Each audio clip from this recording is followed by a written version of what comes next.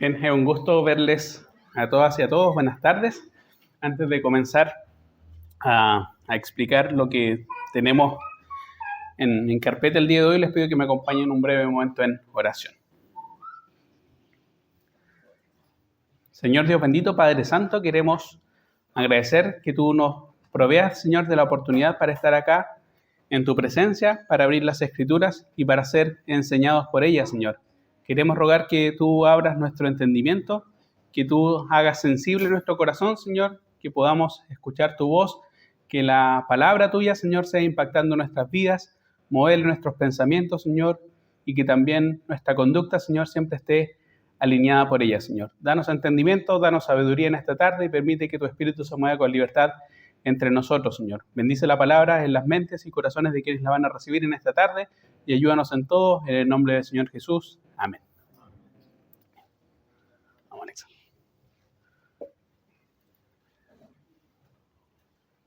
El tema de hoy es discernimiento, segunda parte. Ya van a entender por qué está ese bonito ahí. Vamos. Estaba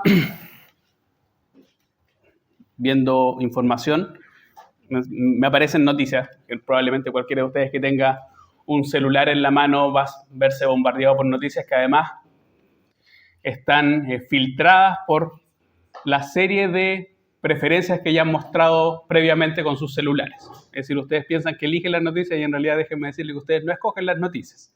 Las noticias ya vienen filtradas por algoritmos en función de las cosas que ustedes muestran más atención, qué videos ven con más detenimiento, a qué le dan me gusta, a qué le dan me divierte, y eso viene procesado y se les entrega. Y dentro de ese tipo de cosas, como el celular me conoce relativamente bien, me apareció esta noticia y que era muy interesante. Yo creo que es muy interesante planteársela como pregunta a propósito del tema que estamos examinando en estos sábados, y es un neurocientífico norteamericano que llega a esta afirmación. El libre albedrío, por si no lo saben, es la capacidad que ustedes tienen para decir sí o no, para hacer tal acción o privarse de hacer tal acción. Ustedes no son autómatas, no son robots, ustedes tienen libre albedrío, o al menos es lo que hemos creído por miles de años de historia humana, hasta que este señor dice, en realidad, ustedes son máquinas biológicas. Todo lo que ustedes hacen ya está condicionado por hormonas o por sus genes o por el entorno natural, de manera tal que el libre albedrío no existe. Por lo tanto, ustedes son irresponsables de todas las cosas que ustedes hagan, porque en realidad no son ustedes ni su voluntad actuando, sino son los genes, es su presión arterial, todas las cosas que los transforman a ustedes en una máquina biológica tal como un perro, tal como un gato. Nadie se enoja, yo me enojo en particular porque los gatos de mi vecino me estropean parte del jardín, pero uno no debería enojarse. ¿Por qué? Porque un gato no tiene libre albedrío. Ustedes estarían en la misma categoría para este neurocientífico que un gato, un animal o una mona. Y hasta ahí uno podría decir ya que choro el argumento, que interesante el argumento, pero en realidad si se fijan un poquito, ninguno de ustedes estaría dispuesto a aceptar esta afirmación hasta las últimas consecuencias. Es decir, piensen en algo pésimo que les haya pasado a ustedes o que les hayan provocado a ustedes. Piensen en el chofer. ¿Se acuerdan del chofer que se le ocurrió la brillante idea de cruzar por la línea del tren cuando venía el tren a toda velocidad? Y resultado de esa acción, murió mucha gente. Las viudas, huérfanos, las personas que perdieron familiares dirían, pucha, no sé, pues tuvo un gen que lo obligó a acelerar, pero no podríamos enojarnos con él, no podríamos molestarnos con él. ¿Por qué? Porque obedeció a sus impulsos genéticos. ¿Se pueden pensar hasta dónde llega ese tipo de afirmaciones? Una cosa es que yo quiera sentirme libre de cualquier tipo de responsabilidad y todo lo que haga, yo no tengo nada que ver. Y otro es que alguien tiene que lidiar con las consecuencias de las decisiones que yo tomo. Y esto es lo que vamos a ver. Puede ser muy fantástico pensar en que yo soy totalmente libre, soy irresponsable de mis actos, nadie puede enojarse por lo que yo hago, pero el día después de las acciones, alguien tiene que hacerse responsable, alguien tiene que padecer las consecuencias de su acto, y en general somos nosotros o las personas a quienes hemos dañado. Probablemente este neurocientífico no estaría de acuerdo si alguien llega a robar, si alguien le destroza su casa, le incendia su casa y mutila a sus familiares. No podría enojarse porque las personas que cometen ese tipo de acción están siendo impulsados por sus genes, pero no estaría dispuesto a perdonarla. Hasta ahí llega el argumento, nadie es consecuente hasta las últimas consecuencias. Somos responsables. tenemos libre albedrío y eso es lo que hemos aprendido desde la historia humana. Todos hemos sabido esa decisión. En algún momento las personas hacen o dejan de hacer, toman ciertas decisiones. ¿Cómo tomamos ciertas decisiones en un marco bíblico? Es lo que hemos venido desarrollando a propósito de la palabrita clave que es discernimiento. Dale. En términos, resumir en dos minutos lo que teníamos la primera sesión. La primera sesión, que fue hace 2 sábados, queríamos explicar en qué consiste el discernimiento. El discernimiento en términos bíblicos, insistiría, consiste en la capacidad que ustedes tienen para escoger.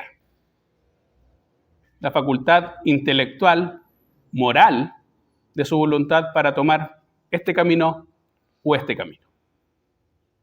Eso es, tomar elecciones entre caminos, entre alternativas.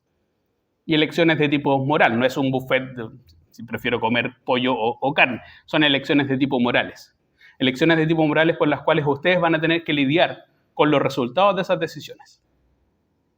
Eso se llama discernimiento, la capacidad de escoger entre. Y hemos dicho que la definición del discernimiento bíblico ayuda a 3 cosas, que fue la síntesis del sábado pasado. Conecta lo que piensas con lo que tú haces.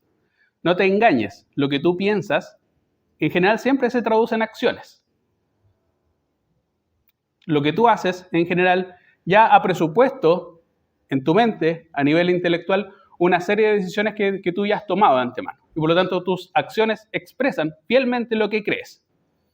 De manera tal que tú, si te comportas de determinada actitud, si vives pegándole a tus amigos, vives insultándoles, faltando al respeto, no importa que tú en tu mente te imagines que eres un buen amigo o una buena persona, porque en realidad son tus hechos lo que te están definiendo. No es lo que tú pienses que haces, sino lo que haces. Y lo que haces dice mucho de lo que realmente tú piensas y lo que tú crees. El discernimiento tiene que ver con eso. Es pensamiento en acción, pensamiento que va asociado a la toma de decisiones concretas y reales. Eso es lo primero. Uno no puede decidir, yo pienso que soy de esta manera, pero en realidad hago todo lo contrario de lo que yo me imagino que soy. ¿Cómo podemos armonizar, cómo podemos compatibilizar pensamiento y acción? Para eso sirve la disciplina bíblica del discernimiento. Lo otro es que uno, y lo habíamos afirmado a propósito de los fariseos, estas personas fuertemente legalistas en las Escrituras, que el discernimiento ayuda o contribuye, el discernimiento siempre en términos bíblicos, ayuda a depurar las razones por las cuales hacemos ciertas cosas. Hemos dicho que no es muy difícil ver en la sociedad personas que hacen cosas aparentemente buenas, pero guiadas, movidas, inspiradas por razones que son más bien malas, mezquinas, egoístas, con un afán de lucirse. Piense, lo poníamos como ejemplo, en la persona que va a ayudar a alguien en medio de una tragedia y en realidad más que ayudar lo que le importa es tomarse la fotito para que todas las personas piensen, mira qué maravilloso ciudadano es él y se gane el aplauso y ser más popular. Eso es. El discernimiento ayuda no solamente a hacer cosas o a tomar decisiones adecuadas, sino a tomarlas por las razones adecuadas, por las motivaciones adecuadas. Y lo otro, y esto es muy importante en términos bíblicos, porque sitúa tu ego en el lugar adecuado.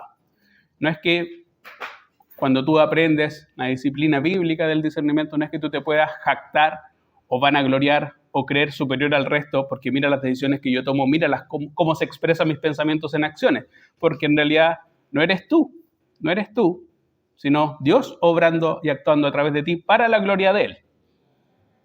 Ni el medio ni el fin eres tú mismo. Y por lo tanto, la disciplina bíblica del discernimiento, decíamos, te sitúa en el lugar adecuado, para evitar transformarte en una persona fanfarrona y súper desagradable, aquel que se piensa moralmente superior al resto y se lo refriega además en la cara. A nadie le gusta ese tipo de personas y a la Biblia tampoco le gusta ese tipo de personas. Y para eso existe también el discernimiento. Bien. Dicho eso, a modo de síntesis, vamos con lo que nos convoca el día de hoy, que sería la segunda parte, es cómo, si ya sabemos más o menos lo que es discernimiento, la capacidad de tomar decisiones entre alternativas, quiero ofrecer 2 formas o 2 respuestas bíblicas frente a la pregunta cómo se desarrolla, cómo se entrena, cómo se mejora esta destreza. es algo con lo cual uno nace innatamente y por lo tanto no tengo que hacer nada porque es una especie de don que yo tengo, o al contrario, es algo que nosotros podríamos ir progresando, mejorando, avanzando, y cómo se hace, y qué es lo que nos dice la Biblia al respecto, que eso es lo que importa. Y al menos, para no extenderme demasiado en el tiempo, quiero brindar dos poderosas razones que nos ayudarían a ver cómo se desarrolla esto del discernimiento. La primera razón la podemos encontrar ahí en Efesios el capítulo 4. Si quieren me acompañan en la lectura, Efesios capítulo 4. Vamos a leer del verso 17 al 24. Y vamos a entender que el discernimiento parte, o la primera condición para el desarrollo del discernimiento, es cambiar esto que puede parecer una paradoja, la mentalidad de tu mente. ¿Quieres desarrollar discernimiento bíblico? Lo primero que te diría la Biblia es cambia la mentalidad que dirige, que gobierna tu mente. Si no entienden, vamos a ver acá lo que dice la Escritura. Dice, esto pues digo y requiero en el Señor que ya no andéis como los otros gentiles. Los gentiles son las personas que no son cristianas, que no conocen al Señor Jesús, que no son creyentes, para quienes no entiendan, que ya ustedes no anden, no se comporten como los otros gentiles, que andan en la vanidad de su mente, teniendo el entendimiento entenebrecido, ajenos a la vida de Dios por la ignorancia que en ellos hay, por la dureza de su corazón, los cuales, después de que perdieron toda sensibilidad, se entregaron a la lascivia para cometer con avidez toda clase de impureza.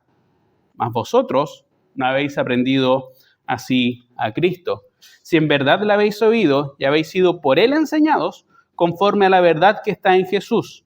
En cuanto a la pasada manera de vivir, despojaos del viejo hombre, que está viciado conforme a los deseos engañosos, y renovaos en el espíritu de vuestra mente. Ese es el versículo que me interesa subrayar en esta ocasión. Y renovaos en el espíritu de vuestra mente, y vestíos del nuevo hombre, creado según Dios en la justicia y santidad de la verdad. La expresión bíblica acá es muy interesante porque, primero, si se fijan, pone un contraste. Un antes y un después. Hay personas que razonan de cierta manera y su cosecha también está muy adecuada a la forma en la cual piensan. Y ustedes no deberían actuar como ese tipo de personas. Es un contraste. Lo que nos expresan estos versículos bíblicos es un contraste. Pero si se fijan, del 17 al 19, lo que hay es una espiral de degradación, una cadena de degradación humana.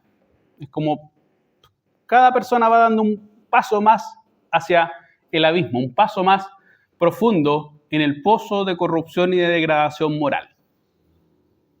Y esas acciones parten siempre, si se fijan en las Escrituras, con pensamientos inadecuados.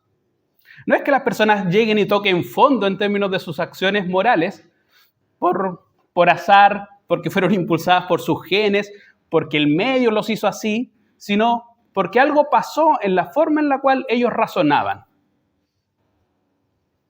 La forma en la que ellos razonaban impactó de talmente su corazón, su voluntad, que los llevó a reaccionar de tal manera, y eso se expresó en una conducta que podríamos llamar acá el versículo 19, el fondo del pozo.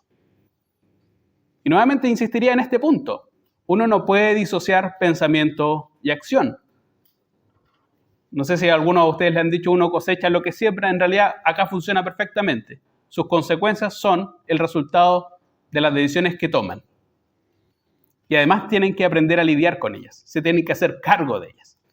Y a medida que uno va creciendo, dejan de ser los papás los que asumen el costo de hacerse responsables por las malas decisiones que uno toma, sino que van a ser ustedes mismos.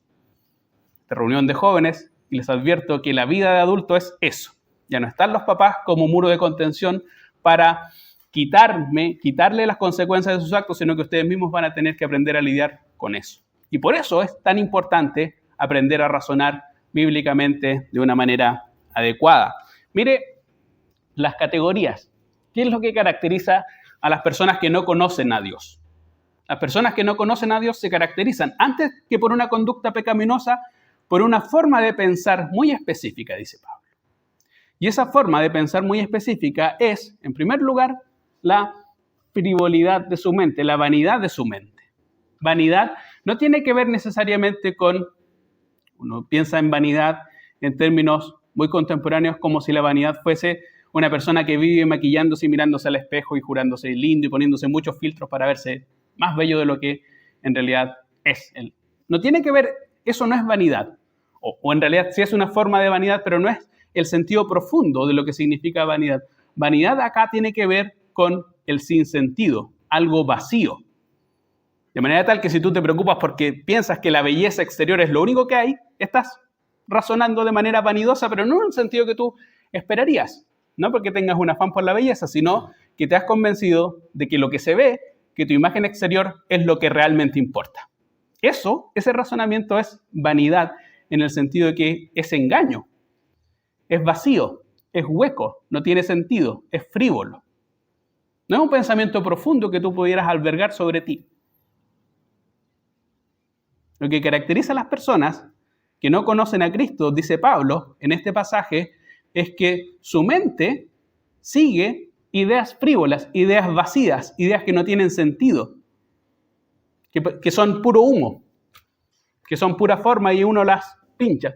Probablemente para mí me parece que una idea frívola sería la del neurocientífico, algo que puede parecer muy choro, pero cuando uno lo comienza a escarbar se da cuenta que hay puro humo. Si la persona no es capaz de vivir con ese tipo de razonamiento, ese razonamiento es puro humo, es jabón. En Eclesiastés, que hay todo un libro para referirse a eso, llena o asemeja la idea de vanidad al humo. Humo. O viento, algo que no tiene consistencia. Eso es. Las personas que no conocen a Dios, dice, se caracterizan por andar, porque su vida se caracteriza por la vanidad de su mente. Y además de eso, sigue el versículo 18, tienen el entendimiento entenebrecido. Y esto es muy interesante porque entendimiento tiene cierta relación con la palabra discernimiento. Viene de la palabra que uno podría decir escoger entre alternativas. Eso es entendimiento, escoger entre alternativas. Y acá la palabra entendimiento tiene una raíz que se asemeja a eso, pero la capacidad, piensen en esta imagen, alguien tiene que escoger entre opciones, pero está en una oscuridad profunda. Usted tiene que escoger una cosa muy importante, pero tiene los ojos cerrados y está en la más profunda oscuridad.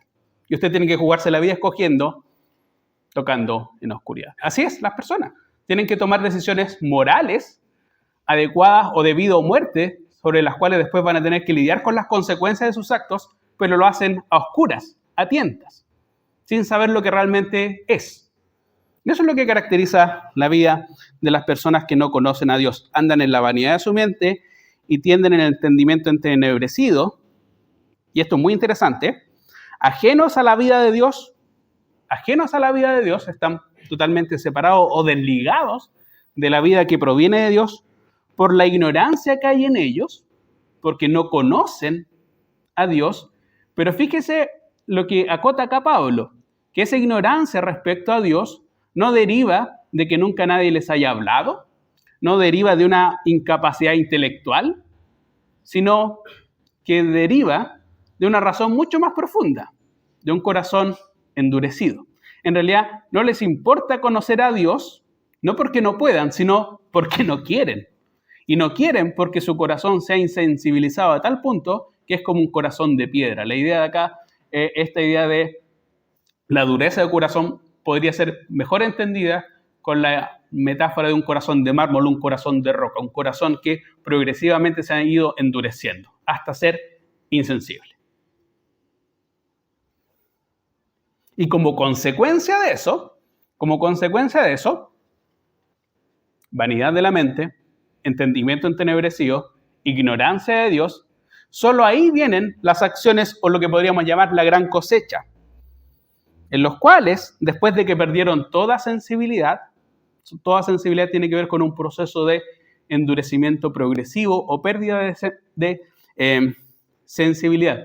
Pues piensen en una mano callosa, como las de sus abuelitas, de tanto pincharse y se llegan a pinchar acá con la aguja y ya no sienten nada.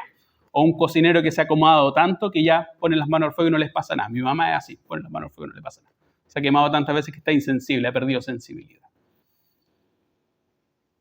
¿Ya ha perdido insensibilidad frente a qué? Dice. Los cuales después de perder toda sensibilidad de tipo moral se entregaron a la lascivia para cometer con avidez toda clase de impureza. Piense lo siguiente. Una mente que divaga, que no tiene ningún norte fijo, que además toma decisiones a oscuras, y las toma decisiones a oscuras porque ignora el corazón mismo de la verdad, frente o al momento de tener que tomar decisiones morales, lo que se va a caracterizar es que va a meter la pata una y otra vez con aquello que nosotros llamamos pecado. Y esa espiral va a ir cada vez más bajando. Ya no va a ser faltarle el respeto a la mamá. Ya no va a ser quedarse con el vuelto. El espiral va a ir degradando. A medida que ustedes son más grandes, son más libres, llamémoslo así, los condoros, que sería la traducción siglo XXI de los pecados, se van acrecentando y se van profundizando más. Para cometer con avidez, con ganas, toda clase de impureza. Y el verso 20 viene el contraste. Mas ustedes, dicen, no habéis aprendido así a Cristo, si en verdad le habéis oído y habéis sido por él enseñados conforme a la verdad que está en Jesús. Lo que me interesa acá, y esto va a ser muy importante para la última reunión, es que Pablo está diciendo que el discernimiento se caracteriza, o la toma de buenas decisiones se caracteriza no tanto por conocer un conjunto de doctrina o un conjunto de leyes morales, sino por conocer a una persona. Ustedes no habéis aprendido así mis enseñanzas, no dice eso Pablo, dice ustedes no habéis aprendido así a Cristo. Y después dice la verdad que está en Jesús. Lo que está diciendo acá Pablo es que el conjunto moral que caracteriza la verdad está anclado y está depositado en una persona, está personificado en Jesús. Pablo no está haciendo un llamado a seguirlo a él como un gran líder moral, como un súper teólogo, no está haciendo un llamado a vengan a esta iglesia en particular o lean esta versión de la Biblia o cómprense este libro. Lo que está diciendo es que si tú quieres conocer la verdad y quieres tomar decisiones morales adecuadas, no puedes escindirla, separarla de una persona concreta. Y esa persona concreta se llama Jesús. Esa persona se llama Jesús. Él es la verdad, conforme a la verdad que está en Jesús. Y producto de eso, de ese encuentro con Jesús, que es la verdad, viene la gran transformación. Verso 22, en cuanto a la pasada manera de vivir, despójense del viejo hombre. Viejo hombre no tiene, usted puede tener 12 años, 11 años, 10 años, pero puede tener viejo hombre. ¿Cómo es esto? No tiene que ver con que eche de la casa a su abuelita. Viejo hombre tiene que ver con su naturaleza no redimida. La persona que usted es antes de conocer a Jesús, antes de convertirse. Ese es el viejo hombre.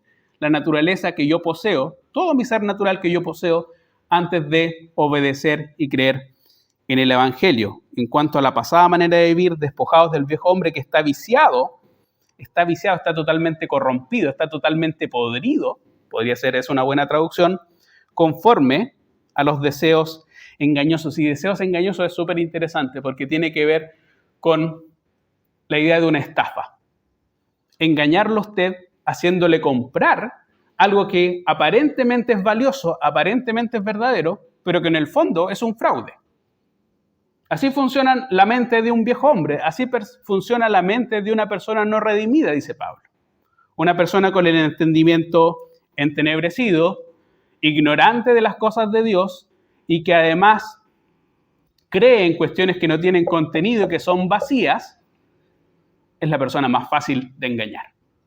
Es la persona más fácil de engañar haciéndole creer que si sigue este camino va a encontrar la verdad, va a encontrar la iluminación, va a encontrar el crecimiento personal y va a ser finalmente estafado y defraudado.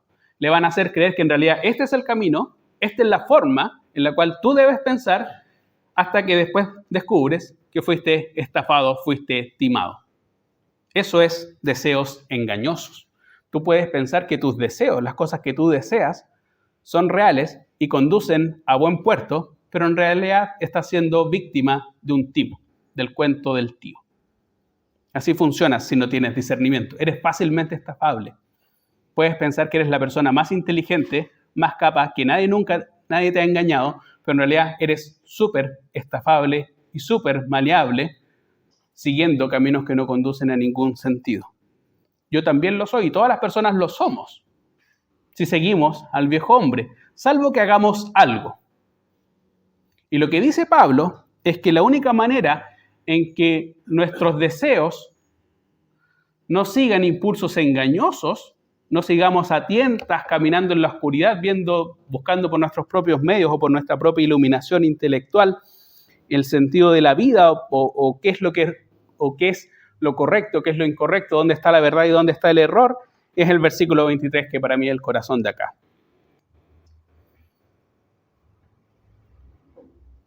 Si quieres cambiar tu manera de vivir, no te dejes llevar por tu naturaleza no redimida, que te va a conducir solamente a deseos engañosos, sino renuévate, no en tu mente. El versículo 23 es interesante porque no dice renuévate tu mente o renueva tu manera de pensar, que es cosa que Pablo ha dicho. Por ejemplo, en Romanos 12, Pablo ha dicho eso. Ustedes tienen una naturaleza muy notable para dejarse amoldar por lo que piensa el mundo.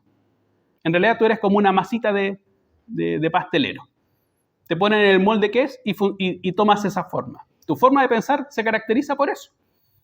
Piensas que haces tus propias leyes, tus propias decisiones, pero en realidad te amoldas a las circunstancias. Como tienes un afán por ser popular, por seguir la moda, te amoldas a cualquier forma de pensamiento que esté o que sea popular el día de hoy. Y eso es lo que dice Pablo, que requiere ser renovado. Tú requieres cambiar tu cabeza, cambiar tu forma de pensar.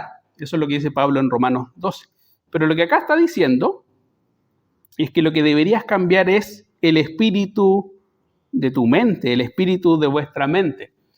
Lo que podríamos llamar acá un cambio de mentalidad en la mente o actitud en la mente. A veces se traduce de manera distinta. Espíritu acá no necesariamente tiene que ver con Espíritu Santo, no es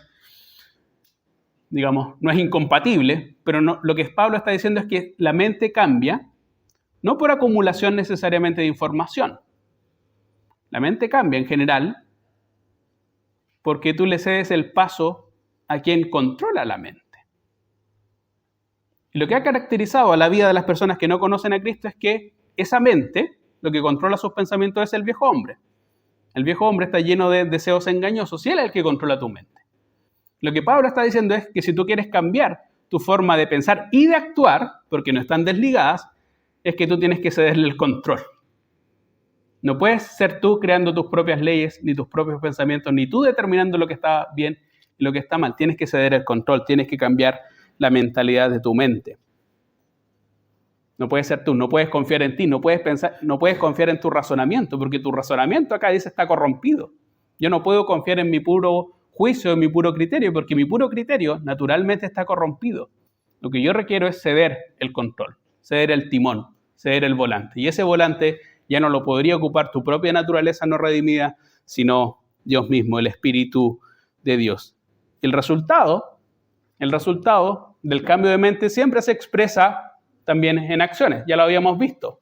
Esta espiral descendente hasta el pozo de la corrupción moral parte siempre por un razonamiento de tipo inadecuado. Y lo que dice Pablo es que si tú cambias, tú eres renovado, tienes una nueva mente, el resultado va a ser el versículo 24, que tu vida se va a caracterizar por justicia y santidad de la verdad. El discernimiento funciona así. El discernimiento es algo que tiene que ver con Dios. Pablo en otra oportunidad va a decir, ¿saben que las cosas espirituales se han de discernir espiritualmente? No puedes, una persona que no conoce a Dios, no puede pensar en comprender los misterios de Dios si su mente primero no ha sido renovada. No las puede comprender naturalmente. Son demasiado profundas. No tienen las herramientas ni tienen los medios. Yo tampoco la tengo. Ningún teólogo lo tiene de manera natural. Lo que tú requieres es ser renovado en tu mente. Tienes que ceder el control de tu timón. Y esto es lo más importante. Y ahora cambiamos de libro y vamos a Hebreos.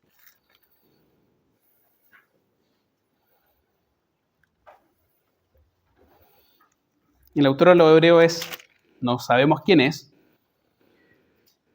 pero pone un punto muy importante respecto al discernimiento.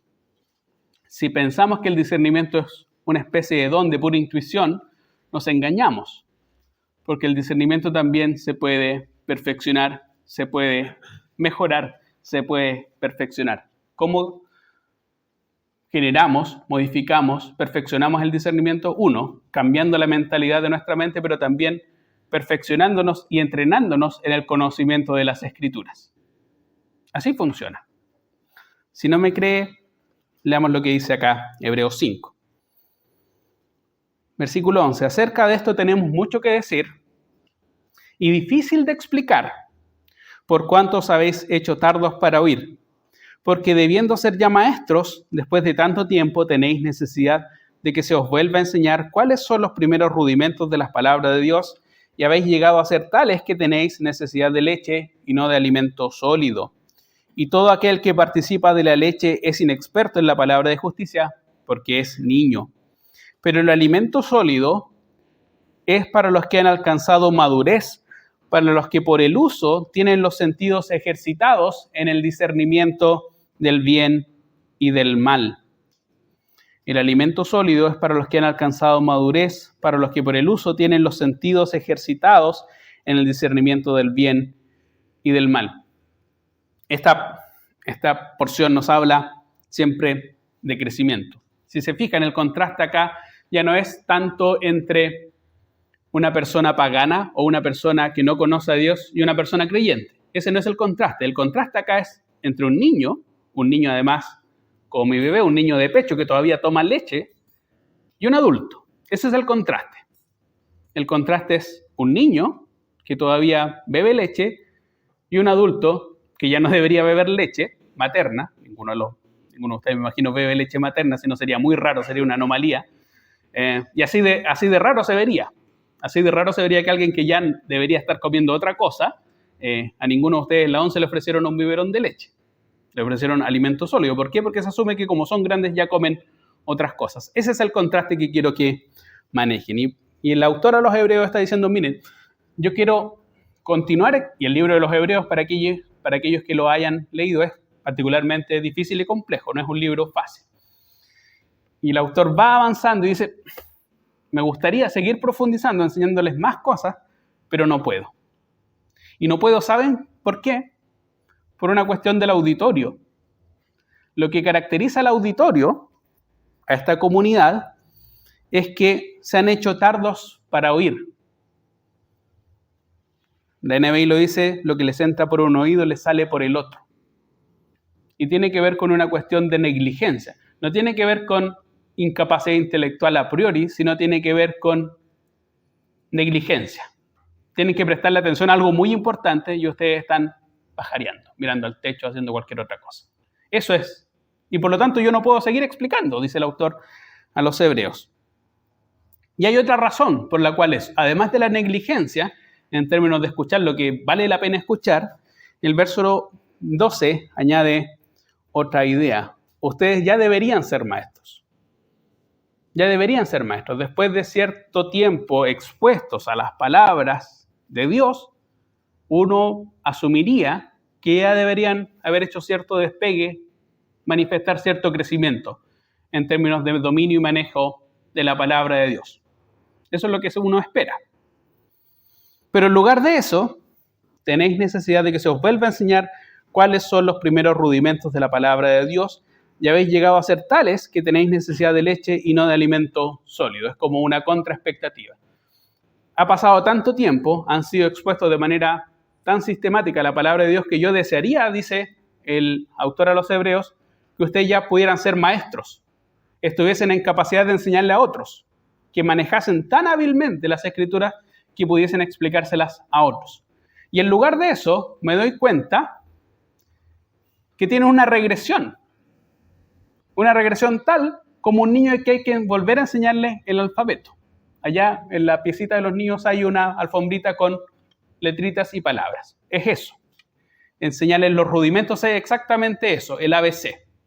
Entonces, en lugar de profundizar en cosas realmente importantes, tienen que volver como los niños a ave, árbol, B, no sé, burro.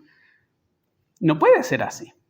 Y además dice el autor a los Hebreos, ya han llegado a ser tales, como extremando el argumento, de que en lugar de darles comida sólida como una persona grande, tienen necesidad de leche.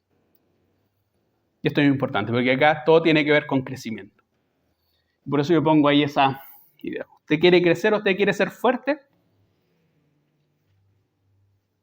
Lo que acá, la mezcla y la combinación de Hebreos es lo que hace a una persona fuerte en términos de su capacidad de discernimiento espiritual, no en términos físicos, es la combinación de dieta y ejercicio. Si tú quieres ser fuerte, cualquier persona lo sabe, tienes que combinar dieta y ejercicio. Si tú quieres ser fuerte, no te puedes encerrar a comer lechuga y ramitas por un mes. Y ver tele, ver maratones de Netflix, incluso sobre personas yendo al gimnasio. Los resultados después de un mes vas a ver que no van a ser satisfactorios. Todas las personas saben que en general deberías comer proteína y en general deberías mover tu cuerpo, no tus ojos, sino mover tu cuerpo de manera sistemática y permanente. Y ahora van a entender por qué. Todo aquel que participa de la leche, dice el autor a los Hebreos, es inexperto en la palabra de justicia porque es niño. E inexperto es muy importante la palabra, tiene que ver con alguien que es puesto a prueba como en un examen y falla y fracasa.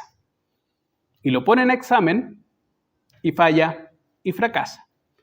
Y nuevamente lo vuelven a testear y falla y fracasa. Esa es la definición de inexperto. Y falla y fracasa o por falta de conocimiento, por falta de habilidad o por falta de entrenamiento.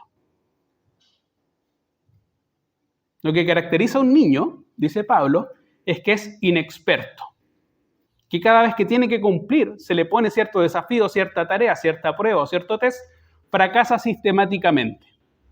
Y acá la imagen es notable. Es inexperto en la palabra de justicia. Es inexperto en la palabra de Dios. Cada vez que tiene que aplicar lo que conoce de la Biblia en su vida, fracasa una y otra vez. Fracasa, uno podría parafrasearlo, porque hay una asimetría, una contradicción muy patente entre lo que él cree que conoce de la Biblia y lo que termina haciendo, o en realidad porque ignora lo que debería saber y mete la pata una y otra vez. Alguien ha dicho que el hombre es el único animal que mete los pies en el mismo hoyo. Yo he visto personas meter el pie en el mismo hoyo una y otra vez y algo notable. Usted puede meter el pie en el mismo hoyo y equivocarse siempre por las mismas razones. Y aquí Pablo dice eso. Usted cada vez que tiene que pasar la prueba, termina incurriendo siempre en la misma falta. Y la razón es porque se ha vuelto inexperto en la palabra de justicia.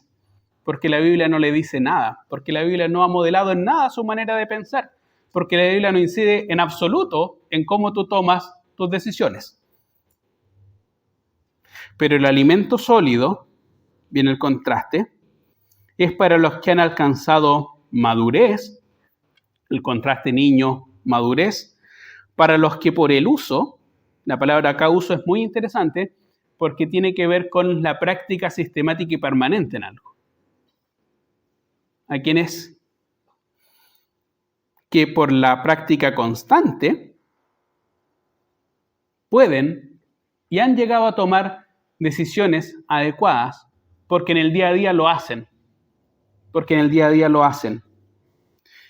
Y lo que caracteriza esa buena práctica es la conclusión del versículo 14. Para los que por el uso tienen los sentidos ejercitados. Y la palabra ejercitados es de donde tomamos nuestra palabra gimnasio. Usted puede llevar su discernimiento, su cabeza, su mente al gimnasio. Por eso es dieta más ejercicio. Usted es un bebé, toma leche, por lo tanto no crece.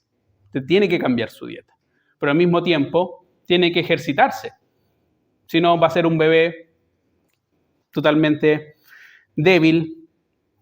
Pablo en el capítulo 4, si uno hubiese leído los versículos antes del capítulo 4 de los Efesios, Pablo también compara a los lectores con niños. Y lo que caracteriza a los niños ahí es que son llevados y zarandeados por todo viento de doctrina. Cualquier persona los engaña, les hace creer lo que quiera. Eso es lo que caracteriza a un niño, dice Pablo. Acá el autor de los Hebreos vuelve a decir lo mismo. Un adulto, a diferencia de un niño, tiene sobre todo los sentidos ejercitados, entrenados en el discernimiento del bien y del mal. La NBI lo dice muy magníficamente. Tienen la capacidad de distinguir entre lo bueno y lo malo, pues han ejercitado su facultad de percepción espiritual. ¿Quieres tomar buenas decisiones? No basta con una tincada y ahora vamos a las conclusiones. 3 cosas que me gustaría que remarcásemos para ir terminando. La primera y la más importante es que tú no puedes confiar en tu intuición, en tu instinto, en tu cachativa, en tu tincada. Eso no funciona así. Las decisiones no se toman así. Las decisiones no se toman así. Las decisiones morales no se toman así. ¿Y sabes por qué?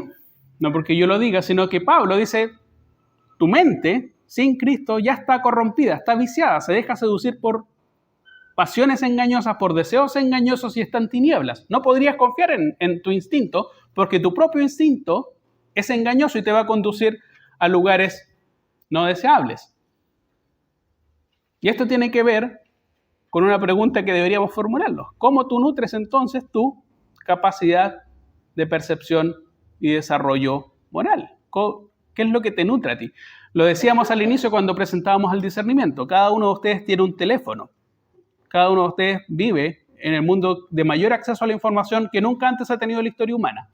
Y están siendo bombardeados 24 horas al día, los 7 días de la semana, todos los días del año, salvo cuando desconecten el celular, por personas que le dicen cómo tienes que vestirte, cómo tienes que pensar, cómo tienes que hablar, cómo tienes que vivir tus relaciones con amigos, cómo tienes que vivir tus relaciones de pareja, cómo debes vivir tu sexualidad, cómo debes vivir tus relaciones con... Todos los días, todo el santo día estás bombardeado por ese tipo de información.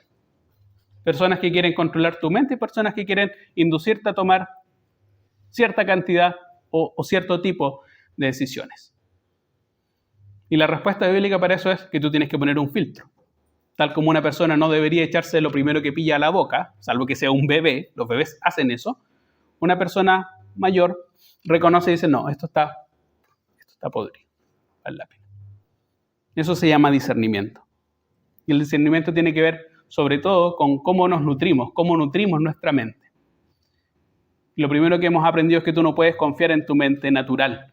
Lo que tú tienes que cambiar es la mentalidad de tu mente. Tienes que cambiar el timón de tu mente, el espíritu que gobierna tu mente. No puedes confiar en tu propia intuición, en tu propio instinto. Lo segundo es que, y ahí lo pongo, el discernimiento no es intuitivo, es siempre y sistemáticamente doctrinal. Hay versiones seculares de discernimiento, sí, pues lo que las personas llamarían un sexto sentido. La intuición femenina, la cachativa, tengo mala tincada, me dio mala espina. Ustedes probablemente han escuchado todos esos argumentos. Que esto es intuición femenina, él tiene sexto sentido. Esta no es la versión espiritualizada de eso, porque no tiene que ver, insistiría, con un instinto, sino más bien con un ejercicio de tipo doctrinal. No es instintivo, es doctrinal. Nunca es intuitivo, es siempre escritural. Las personas en la antigüedad, si querían saber cuál era la voluntad de Dios, a veces miraban el vuelo de los pájaros. Los griegos, por ejemplo, agarraban un animal, le cortaban el vientre y veían las vísceras, las tripas. O veían la borra del té o de alguna bebida. Y a partir de ahí inferían cuál sería la voluntad de los dioses. Y a veces uno podría decir, Dios, ¿cuál es tu voluntad para mí? Había una viñeta que vi hace muchos años, pero que era muy interesante. Frente a esa pregunta, Dios, ¿qué quieres que haga con mi vida? ¿Cuál es tu voluntad para mí? Revélame tu voluntad. Y en lugar de esperar una voz que se pronuncia en el cielo, tienes que hacer esto, aparece una mano gigante que baja una Biblia. ¿Quieres conocer mi voluntad? Lee tu Biblia. Lee tu Biblia. El discernimiento, insistiría, no es intuitivo, sino doctrinal y escritural. Si quieres conocer la verdad, no puedes eludir la tarea de exponerte sistemáticamente a las Escrituras y de sumergirte en las profundidades de la Biblia. Insistiría, solo podemos conocer a Dios y la voluntad de Dios si conocemos primero su verdad. ¿Quieres conocer su verdad? Mis palabras son verdad, dice el Señor. ¿Quieres conocer la verdad y la voluntad de Dios? Bien, te ahorro el entusiasmo, te ahorro la tarea. No se van a abrir los cielos, ni va a bajar una voz con megáfono que te diga esto. No necesitas mirar el horóscopo, por supuesto, sino quieres conocer la voluntad de Dios. Es algo, al parecer, mucho más cotidiano y mucho más a la mano, que es toma tu Biblia y ábrela. No en un sentido también místico, porque uno puede abrirla como en el pan de vida, que también a veces se presta como una suerte de horóscopo cristiano. Dios, muéstrame tu voluntad y uno agarra el pan de vida. Eso no es. ¿Quieres desarrollar tu discernimiento espiritual? Lees tu Biblia. Es eso, no es intuición.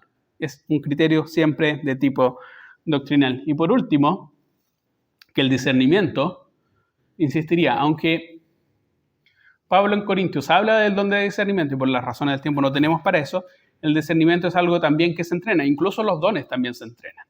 Así que no es incompatible pensar en el discernimiento como un don y asumir que luego, como es un don, no lo tengo que ejercitar. Los dones también se entrenan y el discernimiento también se entrena. Tal como lo dice el autor a los Hebreos, el discernimiento se lleva al gimnasio. El discernimiento se lleva al gimnasio porque se puede atrofiar. Algo se atrofia cuando no se le da uso, cuando se muere de inanición, cuando no se alimenta o cuando no se ejercita, tal como un músculo. Y el discernimiento también se puede atrofiar.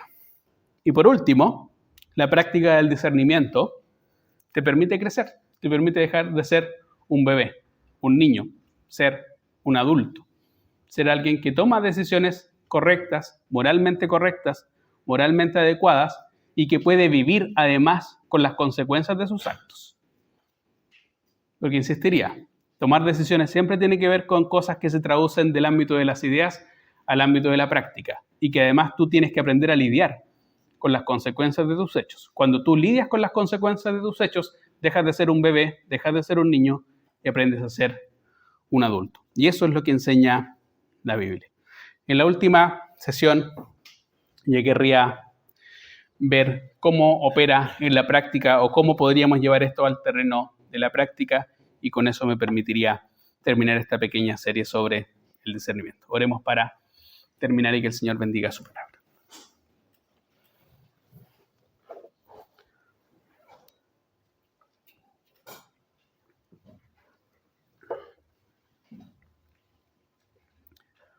Señor Dios bendito, Padre Santo, queremos agradecerte por tu bondad de dejarnos las Escrituras, Señor, de no dejarnos libres a nuestro propio criterio, a nuestra propia inteligencia, a nuestra propia prudencia. Gracias, Señor, porque tenemos esta lámpara que alumbra nuestros caminos, porque tenemos las Escrituras, la Biblia, Señor, que modela nuestras conciencias.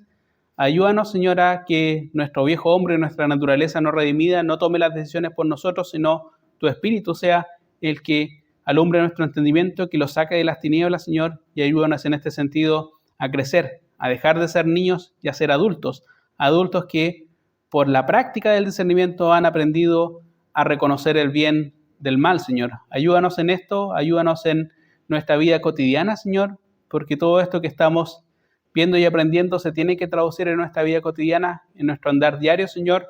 Ayúdanos a tomar decisiones que te honren, ayúdanos a vivir vidas que te honren, Señor, y ayúdanos, Señor, a ser prudentes, no en nuestra propia sabiduría, Señor, sino prudentes en lo que tú dices, en lo que tú enseñas, Señor. Y ayúdanos a aferrarnos a la verdad, porque la verdad siempre eres tú, Señor. Padre, guárdanos en lo que resta de este día, Señor. Bendice a todas las personas que han estado aquí presentes en la iglesia, Señor, y guárdanos en el retorno de nuestros hogares. Y todas estas cosas las pedimos en el nombre del Señor Jesús. Amén.